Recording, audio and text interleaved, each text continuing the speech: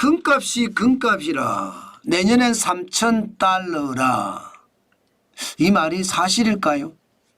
일단 말입니다. 이 그래프부터 먼저 한번 보시죠. 국내 금값입니다. 지난 9월 14일 날 국내 금값은 최고치를 경신을 했습니다. 한돈에 살 때 47만 원이에요. 47만 원. 와, 이거 엄청 올라갔죠. 지난 7월 17일을 보시면 46만 4천 원이었거든요. 이게 47만 원이 된 거예요. 47만 원. 역대 최고가입니다. 역대 최고가. 물론 팔 때는 40만 7천 원이지만 지금 역대 최고가를 한돈에 47만 원을 기록했다는 것. 이것은 어쩌면 말입니다. 어쩌면 금값이 계속 올라간다는 그 징표일지도 모르겠습니다. 안 떨어지잖아요. 안 떨어집니다. 그러니까 돌반지나 돌팔찌 가격도 하늘 높은 줄 모릅니다. 9월 17일 기준으로 한 돈짜리 돌반지 53만 3천 원입니다. 굉장히 비싸죠. 싸지 않습니다. 53만 3천 원이면. 돌팔찌는요. 7.5g 기준이거든요. 이게 두 돈입니다. 두 돈. 두 돈인데 보시는 것처럼 105만 4천 원. 결코 싸지 않죠. 굉장히 비싸죠. 와, 제가 봐서는 그냥 충격적인 숫자가 되는 것 같습니다. 문제는 돌반지 가격이나 돌팔찌 가격이 더 올라간다는 거예요. 왜? 여러분도 보시는 것처럼 9월 13일 날 국제 금값은 최고치를 경신을 했습니다. 트로이 온스당 2610.7달러까지 올라갔어요. 9월 17일 현재 2596.45달러까지 좀 떨어졌지만 이거 2610.7달러는 앞으로 더 올라간다. 이게 시장의 예측입니다. 당장 뱅크 오브 아메리카는요. 내년엔 트로이 온스당 금값이 3,000달러 간다. 이렇게 이야기합니다. 3,000달러. 3,000달러면 지금 충격적인 숫자기는 하죠. 그런데 당연히 3,000달러 간다예요. 게다가 로버트 기요사키. 여러분 알다시피 부자 아빠 가난한 아빠의 저자입니다. 로버트 기요사키도요. 금값은 곧 폭발한다 이런 이야기를 합니다. 폭발한다. 그러니까 금값이 지금 얼마나 많이 올라갈지는 눈에 보이는 거다 이렇게 생각이 들죠. 그런데 여러분 저는 늘 말씀을 드려요. 그럼 금을 살 거냐 말 거냐잖아요. 지금 사야 되느냐 말아야 되느냐예요. 저는 늘 말씀을 드려요.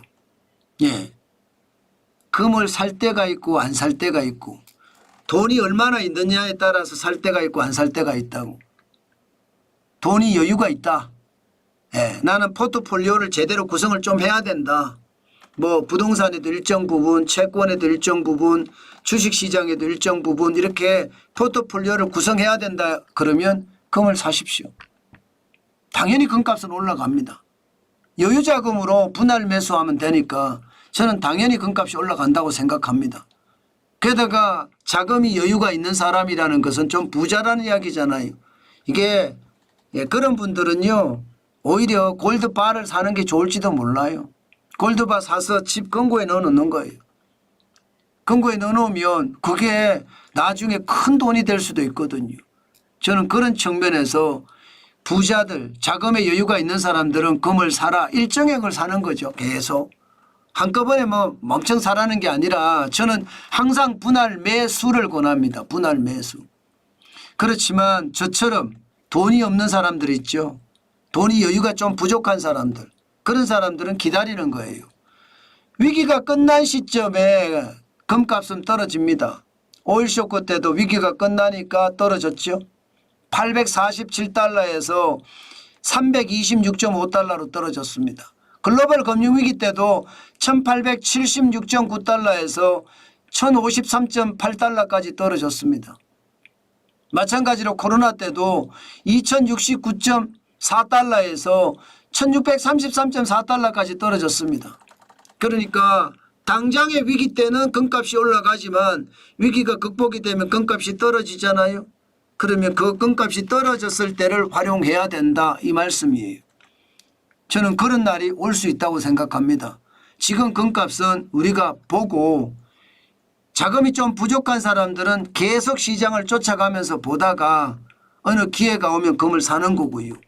그렇지 않으면 자금이 좀 많은 사람들은 뭐 그거하고 상관없습니다. 일정액을 매달 얼마큼 사겠다. 내 자금이 여유 자금이라면 분할 매수를 해가면서 사겠다. 뭐 그게 굉장히 좋다고 생각은 합니다. 지금 시장은 그렇게 사라고 이야기하고 있는 거거든요. 다시 3,000달러까지 간다고 이야기하니까 말입니다. 올라가도 굉장히 많이 올라가죠. 금값 올라가는 거 보면 진짜 무섭다고 생각할 정도로 올라갑니다. 당연히 말입니다.